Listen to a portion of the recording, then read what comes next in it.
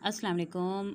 आज हमारे पास है लेक्चर नंबर 2 बियोलॉजी के चैप्टर नंबर 1 का। ठीक है, अब आगे बढ़ने से पहले हम सबसे पहले थोड़ा सा पिछले जो हमारा लेक्चर था उसको रिवाइज़ कर लेते हैं, थोड़ा सा रिवीजन कर लेते हैं। हमने देखा था कि बियोलॉजी के अंदर हम ज़िंदगी का मुताला करते हैं। ठीक है, हम लाइफ की स्टडी करते हैं, उसके अलावा हम जानदारों का मुताला करते हैं। ठीक है, बियोलॉजी के अंदर हम जानदारों के अंदर होने वाली तमाम चीज़ों को स्टडी करते हैं। हम जानदारों को की बनावट का मुताला करते हैं। ठीक है, उसके अलावा जानदारों के फंक्शंस को समझने की कोशिश करते हैं।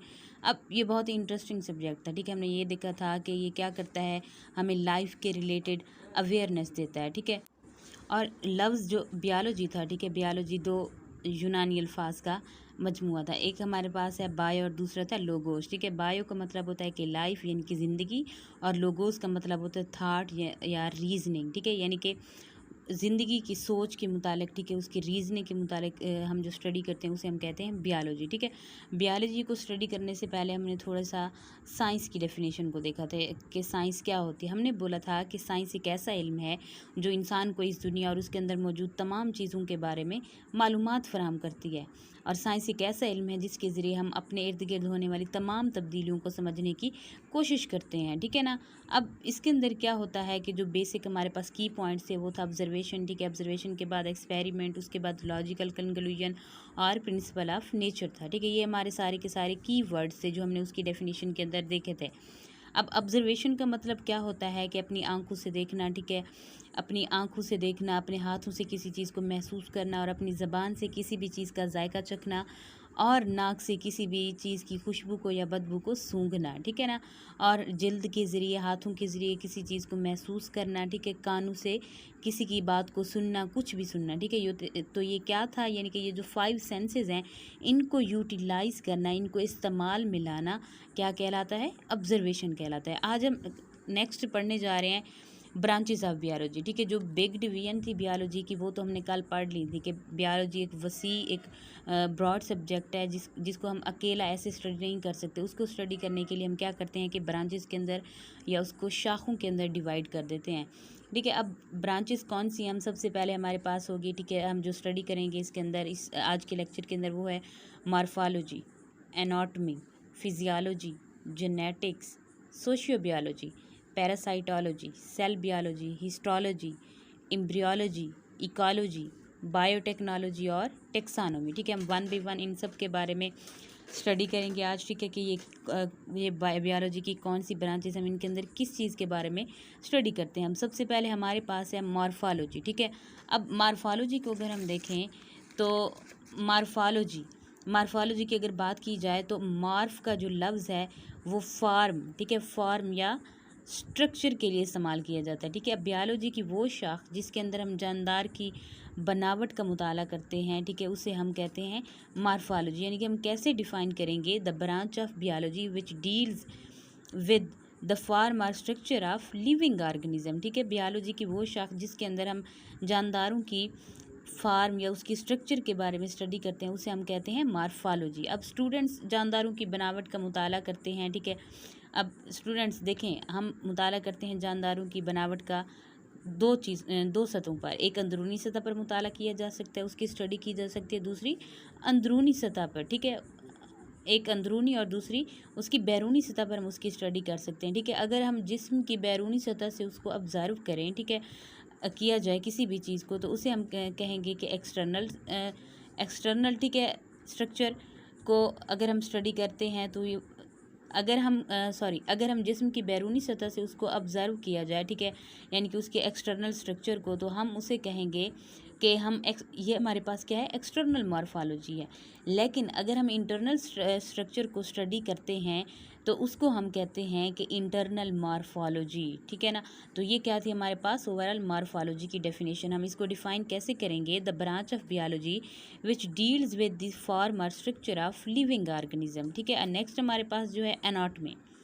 अब एनाटॉमी क्या है, एक हम ये भी कह सकते हैं कि इसे दूसरा नाम दिया जाता है इंटरनल मॉर्फोलॉजी, यानी कि जानदारों की जो जिस्म है उसकी अंदरूनी साख्त का, अंदरूनी बनावट का मुताला जब हम करते हैं तो वो हमारे पास क्या होती है, एनाटॉमी होती है।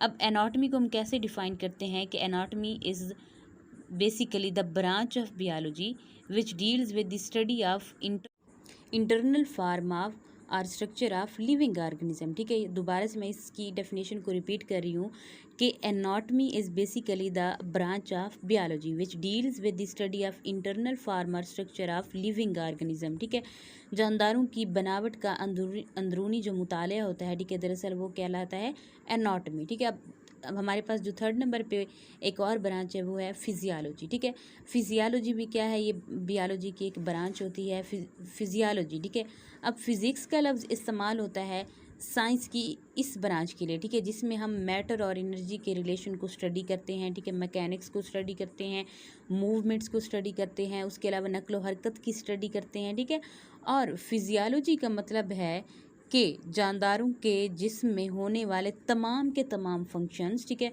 उनकी स्टडी क्या कहलाती है, फिजियोलॉजी कहलाती है। अब उसकी डेफिनेशन अगर हम देखें कि इसकी जो डेफिनेशन है वो बहुत इंपॉर्टेंट है। ठीक है, अक्सर ये शॉर्ट क्वेश्चन में भी आती रहती है, तो हम क्या इस तरह से भी इसको क्वेश्चन के तौर पे भी पूछा जा सकता है। ठीक है, अब हम इसकी तारीफ़ कैसे करेंगे फिजियोलॉजी की, कि the branch of biology which deals with the study of function of different parts of living organism. ठीक है, बायोलॉजी की ऐसी ब्रांच जिसके अंदर हम क्या करते हैं कि लिविंग ऑर्गेनिज्म के डिफरेंट जो उनके बॉडी के पार्ट्स होते हैं, उनके अंदर जितने भी फंक्शन हो रहा होता है, ठीक है, जितने वो काम कर रहे होते हैं, उनको हम क्या करते हैं, स्टडी करते हैं। अब नेक्स्ट हमारे पास एक और ब्रांच है जेनेटिक्स। ठीक है, जेनेटिक्स देखें, जेनेटिक्स ये भी क्या है, एक बायोलॉजी की ऐसी ब्रांच होती है, ठीक है, जिसके अंदर हम जीन्स को स्टडी करते हैं।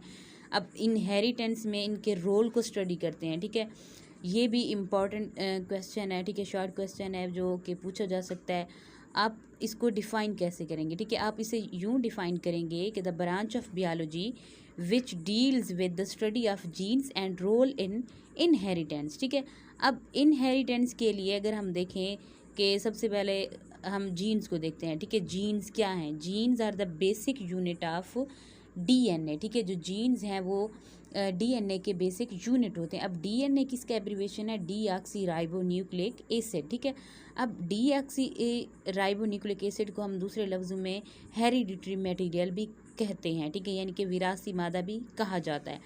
अब डीएनए हर जानदार के जिस्म के अंदर पाया जाता है। ठीक है, ये अपने अंदर एक कैरेक्टर रखता है। ठीक है, हर डीएनए के अंदर एक कैरेक्टर होता है और ये कैरेक्टर एक नस्ल से यानी कि एक जनरेशन से दूसरी जनरेशन में मुंतकिल होते हैं, ट्रांसफ़र होते हैं। ठीक है, अब ट्रांसफ़र होते हैं तो इस अमल को हम क्या कहते हैं, इनहेरिटेंस यानी कि विरासत कहा जाता है। ठीक है, अब इसकी इनहेरिटेंस की हम डेफिनेशन कैसे करेंगे, inheritance means transfer of character from one generation to other generation. ठीक है, यानी कि जो कैरेक्टर है जो डीएनए के अंदर मौजूद होता है, हर डीएनए के अंदर, उसको एक नस्ल से दूसरी नस्ल के अंदर ट्रांसफ़र करना क्या कहलाता है, जेनेटिक्स इनहेरिटेंस कहलाता है। ठीक है, अब उसके बाद अगर हम देखें नेक्स्ट हमारे पास जो ब्रांच है वो है सोशियो बायोलॉजी। ठीक है, अब सोशियो बायोलॉजी में हम क्या करते हैं कि सोशल बिहेवियर को स्टडी करते हैं। अब सोशल बिहेवियर क्या होता है, यानी कि अगर कोई ऑर्गेनिज्म जानदार रह रहे हैं किसी जगह पे, ठीक है, तो वहाँ पे ज़िंदगी गुजारने का, ठीक है, उनका जो बिहेवियर है वो किस तरह का है, वो किस तरह से वहाँ पे ज़िंदगी गुजारते हैं, ये हम स्टडी करते हैं सोशियो बायोलॉजी के अंदर। नेक्स्ट हमारे पास है पैरासाइटोलॉजी। अब पैरासाइटोलॉजी के अंदर हम क्या करते हैं कि पैरासाइट्स की स्टडी करते हैं। ठीक है, अब हमें पता है कि जो पैरासाइटोलॉजी है इसके अंदर एक पैरासाइट इन्वॉल्व होता है। ठीक है, दूसरा होस्ट इन्वॉल्व होता है। अब जो पैरासाइट होगा, पैरासाइट ऐसे जानदार होते हैं, ठीक है, ये जो साइज़ में छोटे होते हैं और अपने से बड़े जानदार के अंदर रहते हैं। ठीक है, और उससे खुराक हासिल करते हैं, उससे पनाह लेते हैं और बदले में क्या करते हैं कि बदले में उसे कुछ नहीं देते बल्कि उसे नुकसान देते हैं। अब इस अमल को इन्हें हम कहते हैं कि ये पैरासाइट है। पैरासाइट की जो स्टडी है इसे हम कहते हैं पैरासाइटोलॉजी। ठीक है, अब पैरासाइटोलॉजी के अंदर अगर हम देखें कि पैरासाइट जिस ऑर्गेनिज्म के अंदर रहते हैं, जिससे खुराक हासिल करते हैं और पनाह हासिल करते हैं और बदले में उसे नुकसान देते हैं, उसे हम कहते हैं कि वो उसका होस्ट है। नेक्स्ट अगर हम देखें एक और हमारे पास बायोलॉजी की ब्रांच सेल बायोलॉजी। ठीक है, अब सेल बायोलॉजी क्या होती है कि the branch of biology which deals with the study of cell structure and functions. ठीक है, बायोलॉजी की ऐसी ब्रांच होती है जिसके अंदर हम क्या देखते हैं कि सेल की स्ट्रक्चर कैसी है। ठीक है, वो उसके अंदर कितने आर्गेनेलीज पाए जाते हैं, कहाँ कहाँ पे पाए जाते हैं और उन सब का फंक्शन क्या होता है, हम ये सारी चीज़ें स्टडी करते हैं। कौन सी ब्रांच के अंदर, सेल बायोलॉजी के अंदर हम स्टडी करते हैं। नेक्स्ट हमारे पास है हिस्टोलॉजी। ठीक है, हिस्टोलॉजी क्या है, ये भी बायोलॉजी की ब्रांच है जिसके अंदर हम क्या करते हैं कि टिश्यूज़ की स्टडी करते हैं। ठीक है ना, अब क्या है कि टिश्यूज़ की स्टडी क्या कहलाती है, हिस्टोलॉजी कहलाती है, ठीक है। नेक्स्ट हम देखेंगे कि एम्ब्रियोलॉजी। एम्ब्रियोलॉजी को हम कैसे डिफाइन करते हैं कि the branch of biology which deals with the study of development of an embryo to a new individual, यानी कि बियोलॉजी की ऐसी ब्रांच जिसके अंदर हम क्या करते हैं कि एम्ब्रियो की डेवलपमेंट कैसी होती है, ठीक है, एम्ब्रियो किस तरह से बनता है और वो खुराक किस तरह से हासिल करता है, ठीक है, उसकी ग्रोथ कैसे होती है और ग्रोथ होके वो एक न्यू इंडिविजुअल में किस तरह से चेंज होता है, ये सारी स्टडी हम करते हैं एम्ब्रियोलॉजी के अंदर, जो कि बियोलॉजी की एक ब्रांच है। अब नेक्स्ट हमारे पास है इकोलॉजी, ठीक है। इकोलॉजी को हम जो दूसरा नाम देते हैं वो है इन्वायरमेंटल बियोलॉजी, ठीक है। हम इसे दूसरा नाम देते हैं इन्वायरमेंटल बियोलॉजी का, यानी कि हम क्या करते हैं कि इसके अंदर स्टडी करते हैं कि the branch of biology which deals with the study of environment and it's relation with living organism. हाँ, हम देखते हैं कि लिविंग ऑर्गेनिज्म के साथ, ठीक है, जानदारों के साथ इन्वायरमेंट का यानी कि माहौल का क्या रिलेशन होता है, ठीक है, माहौल कितना उनके ऊपर असरअंदाज होता है, ठीक है।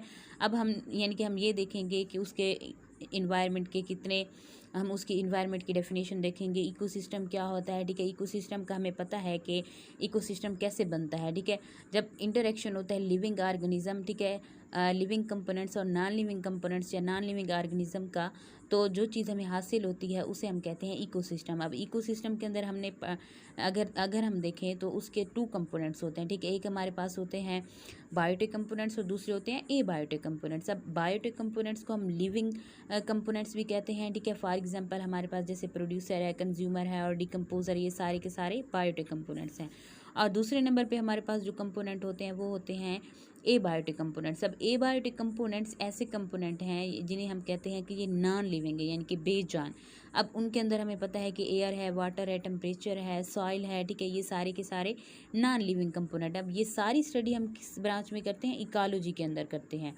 नेक्स्ट हमारे पास है बायोटेक्नोलॉजी, ठीक है। Practical of living organism to make substances for benefit of mankind, ठीक है। यानी कि हम जो चीज़ें हैं, ठीक है, जैसे मिसाल के तौर पर हमारे पास माइक्रो ऑर्गेनिज्म है, ठीक है, हम उनको इस्तेमाल करके अब हम क्या करते हैं कि या जो लिविंग ऑर्गेनिज्म है उनको इस्तेमाल करके हम मेन काइंड के लिए कुछ ऐसे सब्सटेंस बनाते हैं जो कि उनके लिए बेनिफिट होते हैं। लाइक अगर योगर्ट बनाया जाता है, योगर्ट किससे बनता है, बैक्टीरिया की मदद से बनाया जाता है, ठीक है। उसके अलावा एक और चीज़ होती है कि जो बैक्टीरिया हैं, अगर हम देखें कि वो और भी बहुत सारे बेनिफिट्स देते हैं। इसी तरह से यीस्ट है, जैसे ये कहाँ पे इस्तेमाल होता है, ब्रेड बनाने के अंदर इस्तेमाल होता है, ठीक है, और उसके अलावा चीज़ बनाने में इस्तेमाल होता है। तो ये सारी स्टडी हम किसके अंदर करते हैं, बायोटेक्नोलॉजी के अंदर करते हैं।